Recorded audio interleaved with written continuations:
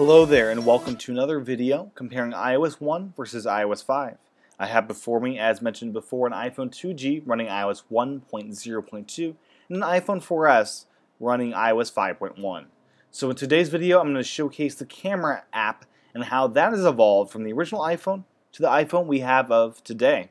So the first thing to note, the icon itself has really not changed over the years. That is almost exactly the same. If we open the app itself, it's going to be black screen as it's over something black. You'll notice a couple things. First off, there's a lot more options on this new iPhone. And also the screen is not leaking light as this one is. So that's one thing to note. So up top, you have added to this iPhone the ability for flash photography, on, off, or auto. It's now off. You have this options button, which lets you do a grid or HDR. You choose that on or off. So let's leave that on. And you have the ability to swap to the front-facing camera, as I just did. So it's front-facing camera, you're able to swap back. So that stuff is all new. Let's try to, I'm inverting the color to show you this kind of stuff a little bit easier, hopefully. Also new is the ability to switch to video. Video was not present on the original iPhone. It was introduced with the 3GS, the third iPhone released, and you have that ability. If you double tap, you will change your options between, you'll change it between widescreen and full screen as what you're viewing. And if I click here, you'll see the camera roll. So that's a different change there. If I hit that, I go back. And if I hit this, I go back. So the interface has changed. In the new iPhone, you'll see a thumbnail of what you had recorded prior. In this one, it doesn't know what you recorded prior. Not sure if that can be visible on the screen. Let's try to bring that up. So on the old iPhone,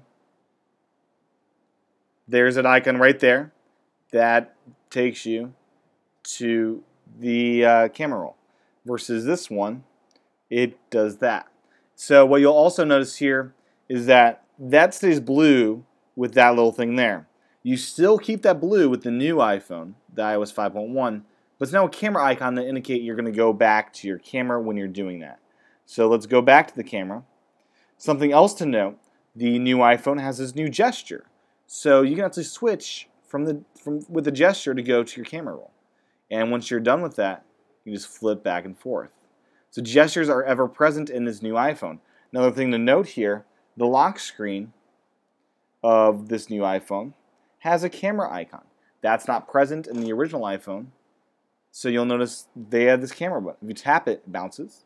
But you can slide. So that gesture thing is really there in this iPhone. So you're able to gesture up to get to the camera. You're able to gesture this way. You can do the whole navigation that you need through gestures. So we can gesture out of here to the camera. And also notice you're able to focus. That is new to the iPhone camera. So that's another feature that has been added. Also note the plus button is a way you can take photos. So I click that, I can take a photo. That is also new in this device. So you'll notice here I just took a photo, and that's the photo I took. So that is what is new in the camera app for iOS from the original iPhone to the iPhone 4S. Thanks for watching. I hope you found this informative or educational, at the very least, to just show you how we have evolved over these many years. I hope that you can find and discover and listen to my other podcast, my daily podcast, called iWake. It's a news show all about Apple news. It's available at iWakePodcast.com, and I'd really appreciate it if you check that out. So iWakePodcast.com, and until next time, I'll talk to you guys again real soon for another iOS 1 versus 5 comparison. Aloha.